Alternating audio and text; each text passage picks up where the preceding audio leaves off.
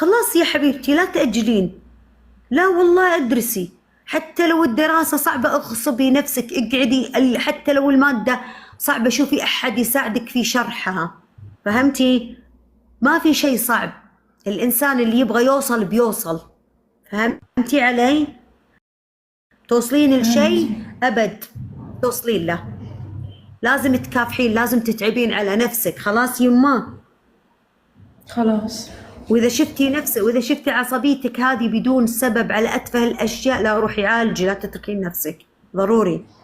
خذي يعني الدكتور اللي يوصف لك، انا ما راح اقول لك شيء، انت تشخيص الطبيب او الطبيبه هم يتصرفون معك ويشرحوا لك وش المناسب لك، هذا اذا ما قوتي نفسك، هذا اذا ما انت قلتي لا خلاص ما راح اعصب وكل يوم تطبطبين على نفسك والحمد لله اهم شيء العافيه وان شاء الله بكمل دراستي وان شاء الله ولدي هذا بكره يكبر واربي احسن تربيه، يعني حطي اهداف حلوه قدامك واسعي صدرك فيها ولا تعصبين رجاء، لا تعصبين، وغيري هالاسم هذا غيريه، بدل ما جمرة حطي نجمة، خلاص حبيبتي، واكثري من خلاص. التفاؤل واستغفري، كل ما جاء الشيطان يلعب براسك ليش يسوي كذا مع نفسك وتشحنين نفسك بنفسك ثم تنفجرين في وجه الرجال، لا طبطبي قد ما تقدرين على نفسك بس، خلاص حبيبتي وطمنيني عليك، يلا استودعتك الرحمن خلاص. يا نجمة.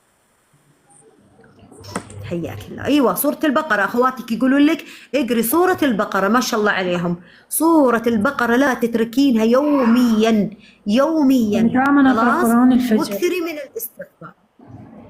احسنتي احسنتي، بارك الله فيك حبيبتي. ومع السلامة. يلا نشوف